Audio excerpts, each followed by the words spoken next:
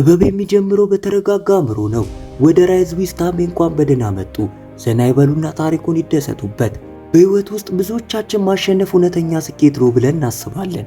ነገር ግን ስለዚህ ነገር አስበው ያውቃሉ? ከጎን ያሉ ሰዎች ቢወድቁና እርሱ የሚያስበው ስለ ራሱ ድል ብቻ ከሆነ ያ ማሸነፍ ምን ያህል ትርጉም አለው? በህብረተሰባችን ውስጥ አንድ ሰው ለራሱ ብቻ ሲሮጥ ብዙ ጊዜ እናያለን። የሚያስቡ ስለ ራሳቸው ስም፣ ስለ ራሳቸው ስኬት ብቻ ነው። ነገር ግን እውነተኛው ትምህርት ስኬት የሚሟላው ከሌሎች ጋር ስንጓዝ ነው። ደካሞችን ስንረዳና አብረን የፍጻሜ መስመር ላይ ስንደርስ ብቻ ነው። ስለዚህ በጥንቃቄ አዳምጡ፣ ምክንያቱም ይህ ታሪክ የእርሶን ህይወት በአዲስ መንገድ እንዲመለከቱ ሊረዳዎት ይችላል።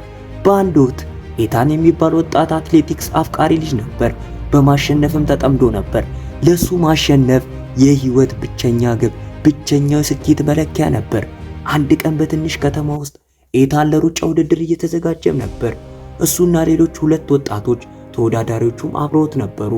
አንድ ትልቅ የከተማው ሰዎች ህዝቡ ውድድሩን ለመመልከት ተሰብስበው ነበር። ሌላው ቀርቶ ከሌላ ሰፈር የመጣ አንድ ጠቢብ አዛውንት ሊያዩት መጡ። ውድድሩ ተጀመረ። መጀመሪያ ላይ ሶስቱም ተወዳዳሪዎች በአንድ ፍጥነት እየተጓዙ ይመስሉ ነበር።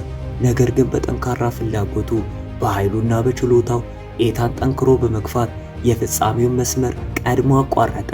ታዳሚው በደስታ አበደ፣ ጮሆ ማጨበጨቡ። ነገር ግን ጠቢቡ አዛውንት ተረጋግተው ዝም አሉ። ምንም አይነት ደስታ አላሳዩም።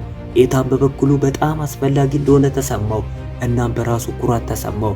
ከዛም ሁለተኛው ውድድር ተጀመረ። በዚህ ጊዜ ሁለት አዳዲስና ጠንካራ ተወዳዳሪዎች ተቀላቀሉ። ውድድሩ ተጀመረ። እንደተለመደው ኤታን ቀድሞ አጠናቀቀ። እንደገና ህዝቡ በደስታ እጆቻቸውን እያወዛወዙ በከፍተኛ ሁኔታ አበረታቱት። ነገር ግን ጠቢቡ አዛውንት አሁንም ዝም አሉ። የኤታን ደረት በበለጠ ኩራት ተነፋ።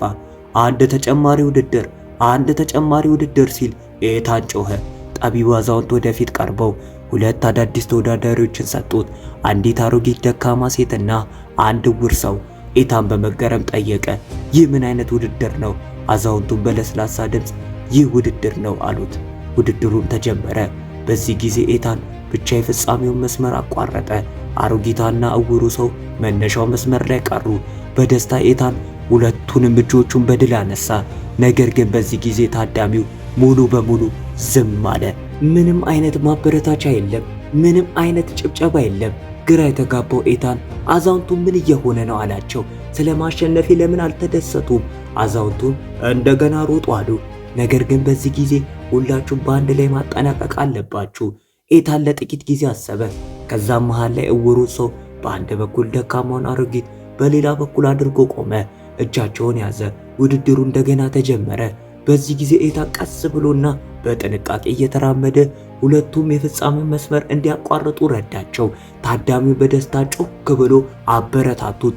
ሁሉም አጨበጨቡ፣ እንደገና ማከበሩት።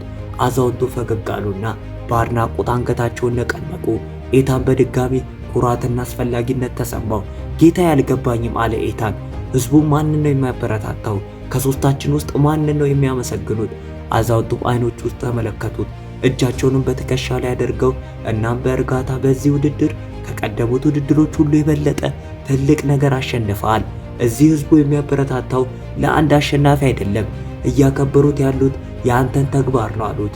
ስለዚህ በዚህ የህይወት ውድድር ውስጥ ለምን እየሮጡ ነው? ስኬት ስለምፈልጉ ብቻ ነው የምትሮጡት? ማሸነፍ ለእርሶ ብቸኛው የስኬት መለኪያ ነው? እና ከማን ጋር ነው የምትወዳደሩት? ሁልጊዜ ሁሉም ሰው ለማሸነፍ ከሞከሩ አንድ ቀን ሰዎች ማጨብጨብ ያቆማሉ። በህይወት ውስጥ ማብቂያ ላይ ወደ ኋላ ስትመለከቱ ከጎኑ ማን ሲሮጥ እንደነበረ ራሳችሁን ትጠይቃላችሁ።